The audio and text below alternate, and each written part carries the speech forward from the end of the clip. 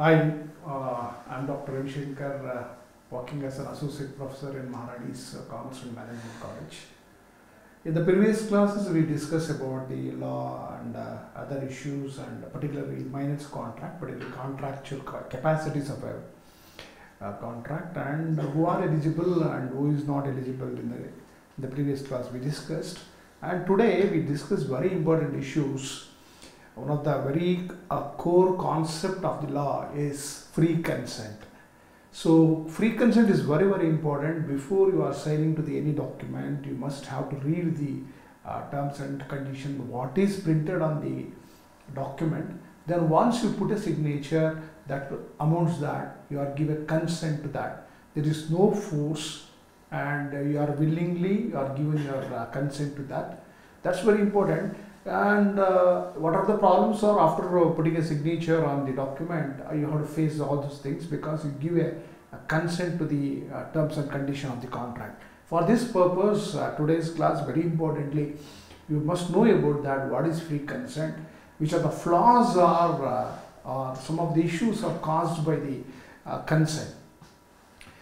What is consent is very importantly, the consent is nothing but understand the terms and conditions, and you read everything, and what are the contents who are printed or stated by the other party, you have to understand the same thing in the same sense. That is called free consent. That is nothing but when two or more parties are said to be consent agreed upon something on the same sense. You understand what the statement is printed on the things, and you have to give identity of mind. So meeting of the mind ಅಂತ very popular ಆಗಿ ಹೇಳ್ತೀವಿ. Content ಏನಿದೆ, ಅವನು ಏನು ಹೇಳಿರ್ತಾನೆ ಅದನ್ನೆರಡೂ ಸಹ ನೀವು ಅರ್ಥ ಮಾಡಿಕೊಂಡು ಅವನು ಹೇಳಿದ ಪ್ರಕಾರ ನೀವು ಒಪ್ಪಿಗೆ ಸೂಚಿಸಿದರೆ ಅದನ್ನು ಐಡೆಂಟಿಟಿ ಆಫ್ ಮೈಂಡ್ ಅಂತ ನಾವು ಕರಿತೀವಿ. ಯಾವಾಗ ನಮ್ಗೆ ತುಂಬ ಸತಿ ಏನಾಗುತ್ತೆ ಅಂದರೆ ಬಿಲ್ ಆಫ್ ಎಕ್ಸ್ಚೇಂಜ್ಗಳಲ್ಲಿರ್ಬೋದು, ಅಥವಾ ಯಾವುದೋ ಒಂದು ಗ್ಯಾರಂಟಿಗಳನ್ನು ಕೊಡಬೇಕಾಗ್ಬೋದು, ಅಥವಾ ಇನ್ಶೂರೆನ್ಸ್ ಕಾಂಟ್ರಾಕ್ಟನ್ನು ಮಾಡಬೇಕಾದಾಗ you must very carefully read the things. If you not read the things, you put a blindly, you put a signature, ultimately it binds on you. And the same things when consent is not free. According to section 11 of the Act, it says that in the following ways it may be caused by the consent. They are stated that one is coercion. Section 15 is stated that undue influence is section 16. Fraud is stated on 17. Misrepresentation is 18, and mistake is in 20, 21 and 22. Let me discuss each and every concept or every issues. Consent is said to be caused when it should be not given freely. So ನೀವು ಯಾವಾಗ ನಿಮ್ಮ ಸಮ್ಮತಿಗಳು ಮುಕ್ತವಾಗಿರುವುದಿಲ್ಲ ಅದನ್ನು ನಾಗುತ್ತೆ free consent ಅಲ್ಲ ಅಂತ ನಾವು ಕರಿತೀವಿ. ನೀವು ಮುಕ್ತವಾಗಿ ನಿಮ್ಮ ಸಮ್ಮತಿಯನ್ನು ನೀಡಿದರೆ ಅದನ್ನು ಫ್ರೀ ಕನ್ಸೆಂಟ್ ಅಂತ ಹೇಳ್ತೀವಿ.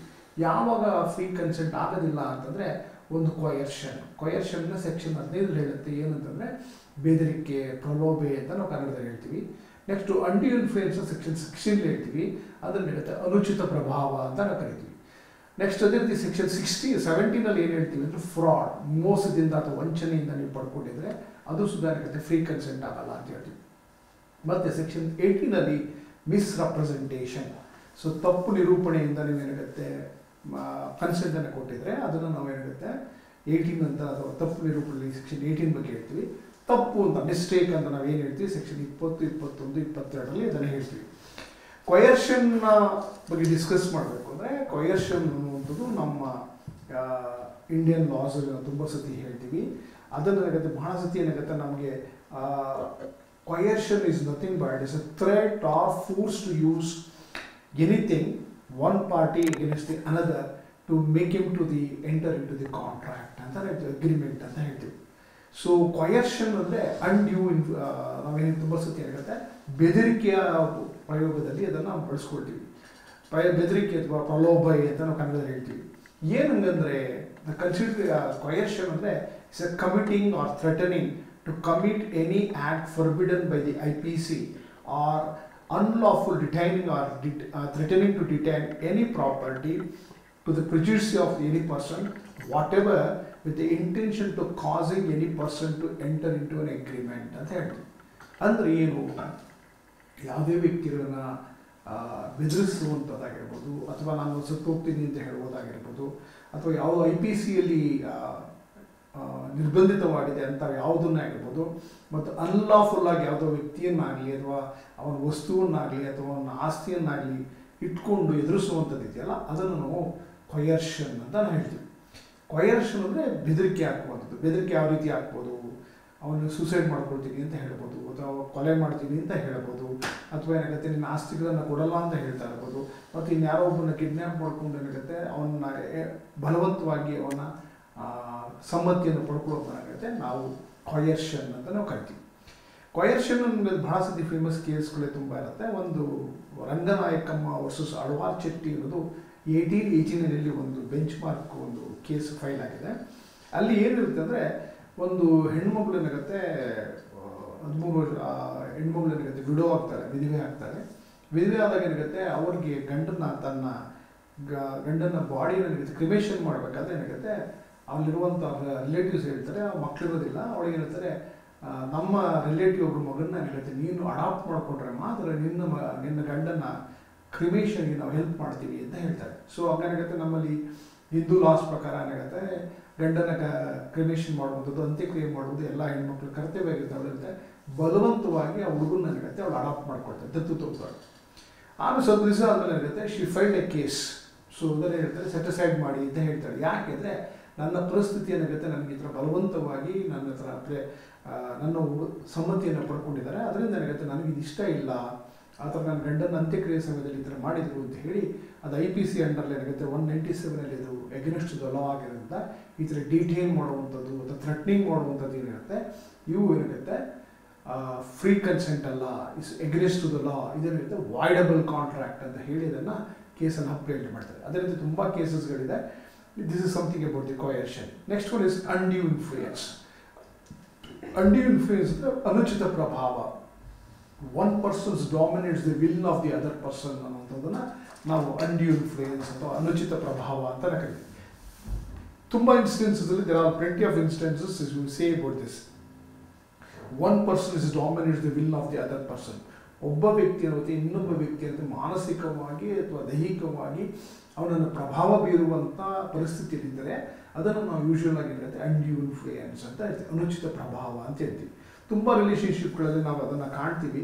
For example police and thief ಆಗಿರ್ಬೋದು, ಲಾಯರ್ ಮತ್ತು ಕ್ಲೈಂಟ್ ಆಗಿರ್ಬೋದು, ಡಾಕ್ಟರ್ ಆ್ಯಂಡ್ ಪೇಷಂಟ್ ಆಗಿರ್ಬೋದು. ಅದೇ ರೀತಿ ನಮ್ಮಲ್ಲಿರುವಂತಹ ಗುರುಗಳು ಏನು ಹೇಳ್ತೀವಿ ವೆರಿ ಇಂಪಾರ್ಟೆಂಟ್ಲಿ ನಮ್ಮಲ್ಲಿ ಧಾರ್ಮಿಕವಾದ ಗುರುಗಳು ಏನು ಹೇಳ್ತಾರೆ ಅಂಥದ್ದಿರ್ಬೋದು, ಒಂದು ಭಕ್ತಾದಿಗಳಿರ್ಬೋದು, ಟ್ರಸ್ಟಿ ಮತ್ತು ಬೆನಿಫಿಷಿಯರಿ ಆಗಿರ್ಬೋದು, ಅದೇ ರೀತಿ ಫಾದರ್ ಆ್ಯಂಡ್ ಎ ಸನ್ ಆಗಿರ್ಬೋದು, ಗಾರ್ಡಿಯನ್ ಆ್ಯಂಡ್ ಎ ವಾರ್ಡನ್ ಆಗಿರ್ಬೋದು. ಇಂಥ ರಿಲೇಷನ್ಶಿಪ್ಗಳಲ್ಲಿ ಕ್ವೈಟ್ ಕಾಮನ್ ಆಗಿರುತ್ತೆ one persons dominates the will of the other. So ಅವನಿಗತ್ತೆ ಮೆಂಟಲ್ ಕೆಪಾಸಿಟಿಗಳು ನನಗತ್ತೆ ಮಿಸ್ಯೂಸ್ ಮಾಡ್ಕೊಳ್ಳೋ ಚಾನ್ಸಸ್ಗಳು ತುಂಬ ಸತಿ ಇರುತ್ತೆ. ಸೊ ಅದಂಥ ತುಂಬ ಕೇಸಸ್ಗಳು ನೀವೆಲ್ಲ ನೋಡಿರ್ತೀರಿ. ನಾವೇನಂದ್ರೆ ಡಾಕ್ಟ್ರ್ ಮುಂದೆ ಮತ್ತು ಲಾಯರ್ ಮುಂದೆ ಅದಕ್ಕೆ ಸುಳ್ಳು ಹೇಳಬಾರ್ದು ಅಂತ ಹೇಳ್ತಾರೆ. ಬಟ್ ಅದೇನಾಗುತ್ತೆ ಆ ಪರಿಸ್ಥಿತಿಗಳೇನಾಗುತ್ತೆ ಒಂದೇನಾಗುತ್ತೆ is in a higher position, is have a dominate position to rules the others. ಈಗ ತುಂಬ ಸರಿ ನಾವು ಹೇಳ್ಬೇಕಾದ್ರೆ ಡಾಕ್ಟರ್ಸ್ಗಳು ಏನಾಗುತ್ತೆ ಅವ್ರು ಏನು ಹೇಳ್ತಾರೆ ಅಂತ ನಾವು ಕೇಳ್ತೀವಿ. ಡಾಕ್ಟ್ರ್ ಏನು ಹೇಳ್ತಾರೆ ಅದನ್ನು ನಾವು ಅದನ್ನ ಅಕ್ಸೆಪ್ಟ್ ಮಾಡ್ಕೊಳ್ತೀವಿ. ಅದು ನಿಜ ಸುಳ್ಳು ಅನ್ನೋದ್ರ ಬಗ್ಗೆ ನಾವು ತಿಳ್ಕೊಳ್ತೀವಿ. ಮತ್ತು ಏನಾಗುತ್ತೆ ಲಾಯರು ಮತ್ತು ಏನಾಗುತ್ತೆ ಕ್ಲೈಂಟ್ ಇರ್ಬೋದು, ಲಾಯರ್ ಏನು ಹೇಳ್ತಾರೆ ಅದನ್ನು ನಾವು ಒಪ್ಕೊಳ್ತೀವಿ. So this is something is father and a son, ಈ ಥರ ಎಲ್ಲ ಸಮಸ್ಯೆ ರಿಲೇಷನ್ಶಿಪ್ ಏನಾಗುತ್ತೆ one persons dominates the will of the others. But ಅಂಥ ಸಮಯದಲ್ಲಿ ಆ ಥರ ಅವನ ಕನ್ಸೆಂಟ್ ಅನ್ನು ತೊಗೊಂಡಿದೆ. When is get a consent from in this situation and the aggrieved party definitely have a chance to can challenge the court of law and you can definitely void the things or voidable the contract. This is something about it. And next one is fraud. Fraud ಅನ್ನೋದು ಬಹಳ ಸತಿ ನಮಗೆ ಗೊತ್ತಿರುವಂಥದ್ದು. ನಮ್ಮಲ್ಲಿ 420 ಅಂತ ನಾವು ಕರಿತೀವಿ. IPCಲಿ 420 ಅಂದರೆ cheating ಅಂತ ಕರಿತೀವಿ. ಅದೇ ರೀತಿ ತುಂಬ ಸತಿ ಏನಾಗುತ್ತೆ there are plenty of incidents and situation where we can get the consent by intentionally deceive the other person. What is a fraud is nothing but is an intentionally deceive the other person. ನೀವು ಏನಾಗುತ್ತೆ ಆ ವ್ಯಕ್ತಿಯನ್ನು ಮೋಸ ಮಾಡಬೇಕು ಅನ್ನೋ ಒಂದು ಉದ್ದೇಶದಿಂದಲೇ ಏನಾಗುತ್ತೆ ನೀವೇನು ಆ ವ್ಯಕ್ತಿಗೆ ಏನಾಗುತ್ತೆ ಸುಳ್ಳು ಮಾಹಿತಿಗಳನ್ನು ಕೊಡುವಂಥದ್ದು ಇರ್ಬೋದು ಅಥವಾ ಅಸತ್ಯವನ್ನು ಹೇಳುವಂಥದ್ದು ಇರ್ಬೋದು, ಮತ್ತು ಅವ್ರಿಗೆ ಏನು ಹೇಳಬೇಕಾಗಿರುತ್ತೆ ಅದನ್ನು ಹೇಳದೇ ಇರುವಂಥದ್ದು ಏನಾಗುತ್ತೆ ಇಂಟೆನ್ಷನ್, ನೀವು ಉದ್ದೇಶಪೂರ್ವಕವಾಗಿ ಅವನಿಗೆ ಸುಳ್ಳನ್ನು ಹೇಳಿದ್ರೆ ಅದನ್ನು ನಾವು ಏನಾಗುತ್ತೆ ನಾವು ಫ್ರಾಡ್ ಅಂತ ಕರಿತೀವಿ. This is very important. So ಒಂದೇನಾಗುತ್ತೆ, ಫ್ರಾಡಲ್ಲಿ ನಾವು ತುಂಬ ಸತಿ ಏನಾಗುತ್ತೆ, definitely have cannot disclose the facts, ಅವ್ರಿಗೆ ಸತ್ಯಾಂಶಗಳನ್ನು ಹೇಳದೇ ಇದ್ದರೆ, and active concealment of the facts, ಬೇಕು ಅಂತಲೇ ನಿಜವನ್ನು ಹೇಳದೇ ಇರುವಂಥದ್ದು, and you made a promise without doing the things, so ಅದು ಪರ್ಫಾರ್ಮ್ ಮಾಡೋದಿಲ್ಲ ಅಂತ ಹೇಳಿ ಮಾಡುವಂಥದ್ದು ಇರ್ಬೋದು. And very another thing is any acts will be deceives the other, ಇನ್ನೊಬ್ಬರ ವಂಚನೆ ಮಾಡಬೇಕು ಅನ್ನೋದನ್ನ ನಾವು ಫ್ರಾಡ್ ಅಂತ ನಾವು ಕರಿತೀವಿ. ಫ್ರಾಡ್ ಮೇನ್ ಇಂಟೆನ್ಷನ್ ಏನಾಗುತ್ತೆ, there is very importantly you are concealment of the fact, and where ever you want to state the things, you not state the things and you have to conceal the things. ಅಂದರೆ ನೀವು ಹೇಳಬೇಕಾದ ಸತ್ಯವನ್ನು ಹೇಳದೇ ಇರುವಂಥದ್ದು ವಂಚನೆ ಅಂತ ನಾವು ಕರಿತೀವಿ. Next very importantly, if silence is amounts to fraud ಅಂತ ಒಂದು ಪ್ರಶ್ನೆ ಬರ್ಬೋದು. ನಮ್ಮಲ್ಲಿ ಮೌನಂ ಸಮ್ಮತಿ ಲಕ್ಷಣ ಅಂತ ಕರಿತೀವಿ, ಸಂಸ್ಕೃತದಲ್ಲಿ ಕನ್ನಡದಲ್ಲಿ ಹೇಳುವಂಥದ್ದು. ಅದೇ ರೀತಿ ಸತ್ಯವನ್ನು ಹೇಳದೇ ಇರೋದು ತಪ್ಪಾಗುತ್ತಾ, ವಂಚನೆ ಆಗುತ್ತಾ? Sometimes right. ಯಾವಾಗ ಈ ಸಿಚುಯೇಷನ್ ಬರುತ್ತೆ, ಸೆಕ್ಷನ್ 17 ಅದನ್ನೇ ಹೇಳ್ತಾರೆ. So silence may be amounts to fraud. So ಸತ್ಯವನ್ನು ಹೇಳದೇ ಇರೋದು, ಸೈಲೆಂಟ್ ಮೌನವಾಗಿದ್ದರೆ ಅದು ಅಮೌಂಟ್ಸ್ ಟು ಫ್ರಾಡ್ ಅಂತ ಹೇಳ್ತಾರೆ. ಯಾವಾಗ ಅಂದರೆ when you have a duty to speak it. So when the person is asking for that, you have to disclose the facts. At that time you not open your mouth and you have to keep silence. This amounts to fraud. ಅಂದರೆ ಯಾವುದೋ ವ್ಯಕ್ತಿ ಏನಾಗುತ್ತೆ, ಅದನ್ನು suppose you say about it, ಈ ಕುದುರೆ ಹೇಗಿದೆ ಅಂತ ಕೇಳಿದಾಗ, ಕುದುರೆ ಚೆನ್ನಾಗಿದೆ ಚೆನ್ನಾಗಿಲ್ಲ ಅಂತ ಹೇಳಬೇಕಾದ್ರೆ ನೀನು ಡ್ಯೂಟಿ ಆಗಿದ್ದಾಗ, ನೀನು ಹೇಳದೇ ಇದ್ದಾಗ ನೀನು ಸೈಲೆಂಟ್ ಆಗಿದ್ದರೆ that amounts to fraud. So ಹೇಳಬೇಕಾದ ಸತ್ಯವನ್ನು ಹೇಳದೇ ಇರಿಸೋದಾಗುತ್ತೆ, ಅದು ಫ್ರಾಡ್ ಆಗುತ್ತೆ.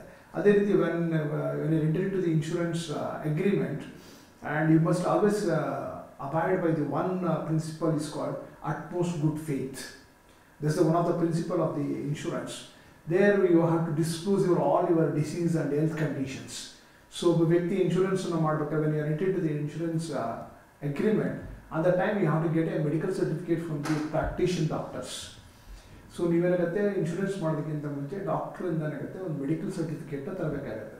ಆ ಮೆಡಿಕಲ್ ಸರ್ಟಿಫಿಕೇಟ್ ಕೊಡೋದು ಡಾಕ್ಟರ್ ಆಗಿರ್ಬೋದು ಅಥವಾ ನೀವಾಗಿರುತ್ತೆ. You have to tell the real status of your health. ನಿಮ್ಮ ಆರೋಗ್ಯ ಮತ್ತು ಸ್ಥಿತಿಯನ್ನು ಕರೆಕ್ಟಾಗಿ ಹೇಳಬೇಕು. ಅಲ್ಲಿ ನಿಮಗಿರೋ ಡಿಸೀಸನ್ನು ಹೇಳದೇ ಇಟ್ಕೊಂಡು ಸುಧಾ that amounts to fraud. So silence ಆಗಿದ್ದೀನಿ ಅಂತಂದರೆ ದಟ್ಸ್ ಅಮೌಂಟ್ಸ್ ಟು ಫ್ರಾಡ್ ಆಗುತ್ತೆ. ನೆಕ್ಸ್ಟ್ ಒನ್ ಇಸ್ ಕಾನ್ಸಿಕ್ವೆನ್ಸಸ್ ಏನಾಗುತ್ತೆ, ಈ ಥರ ಫ್ರಾಡಿಂದ ಮೋಸದಿಂದ ಕಾಂಟ್ರಾಕ್ಟ್ ಮಾಡ್ಕೊಂಡಾಗುತ್ತೆ. That is the burden of proof is always laced on the aggrieved party. ಯಾವ ವ್ಯಕ್ತಿ ಅದನ್ನು ಪ್ರೂವ್ ಮಾಡಕ್ಕೆ ಹೊರಟಿದ್ದಾನೆ, ಬರ್ಡನ್ ಆಫ್ ದಿ ಪ್ರೂಫ್ ಆಗಿರುತ್ತೆ. ಅಗ್ರೀವ್ಡ್ ಪಾರ್ಟಿ ಯಾರಿಗೆ ಅದು ಮೋಸ ಆಗಿರುತ್ತೆ ಆ ವ್ಯಕ್ತಿ ಅದನ್ನು ಮಾಡಬೇಕಾಗುತ್ತೆ.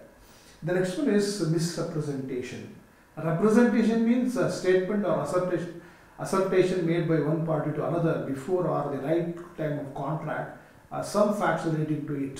Misrepresentation is a false statement made by the person making the contract and misleading the person and not providing the truth or facts. That amounts to misrepresentation. Fraud ಅಂದರೆ ಏನಾಗುತ್ತೆ ಅಂದರೆ intentionally you are making the statement. So ಆ ವ್ಯಕ್ತಿಗೆ ಏನಾಗುತ್ತೆ, ಸತ್ಯವನ್ನು ಹೇಳೋದ ಉದ್ದೇಶವಿಲ್ಲದೆ ಏನಾಗುತ್ತೆ ನೀವು ಮಾಡಿದ್ರೆ ಅದು ಫ್ರಾಡ್ ಆಗುತ್ತೆ. ಆದರೆ misrepresentation sometimes innocently you do it or sometimes intentionally you do it. But maximum times your intentionally you are doing it. ಮೋಸ ಮಾಡಬೇಕು ಅನ್ನೋದು ನಿಮಗಿರಲ್ಲ, ಬೇಕಾದ್ರೆ ನಿಮಗೆ ಮಾಹಿತಿ ಕೊರತೆ ಇರ್ಬೋದು, but you cannot understand what is the facts is there. So quite commonly we are given a statement to any person. You say, how's the boy? He say, we are always say, but he's a good boy. But blindly we give that is innocently, or sometimes intentionally we give statement is, how's the boy? Is the boy is a good. So but the thing is the boy is not maybe a good. So ನಾವು ನೋಡಿದಾಗ ಹುಡುಗ ಒಳ್ಳೆಯವನಾಗಿರುವಂಥವನು, ಹುಡುಗ ನಮ್ಮ college ಅಥವಾ ಹೊರಗಡೆ ಹೋದಾಗ ಅವನು ಬೇರೆ ರೀತಿಯಾದಂಥ ಹ್ಯಾಬಿಟ್ಸ್ಗಳಿದ್ದಾಗ ನಾವು what we state, so we state innocently we state the boy is good. But ಆ ವ್ಯಕ್ತಿ ಏನಾಗುತ್ತೆ, ಚೆನ್ನಾಗಿಲ್ಲ ಅಥವಾ ಚೆನ್ನಾಗಿಲ್ಲ ಅನ್ನೋದ್ರ ಬಗ್ಗೆ ಏನಾಗುತ್ತೆ ಅದನ್ನು ತಿಳ್ಕೊಬೇಕಾದ್ರೆ ಇಂಪಾರ್ಟೆಂಟ್ ಆಗುತ್ತೆ. ಮಿಸ್ರೆಪ್ರೆಸೆಂಟೇಷನ್ ಅಂದರೆ ತಪ್ಪು ನಿರೂಪಣೆ. Sometimes innocently you are making a statement or sometimes intentionally you are making a statement. That is a very important thing is. And next one is very importantly mistake. There's another very important issue I always say about this, mistake. Mistake andrenu thappu anta ಹೇಳ್ತೀವಿ. Section 20, 21, 22 of the Act is saying that what is mistake? When both the parties to the agreement are under a mistake of the fact or it is essential to the agreement, this agreement is void.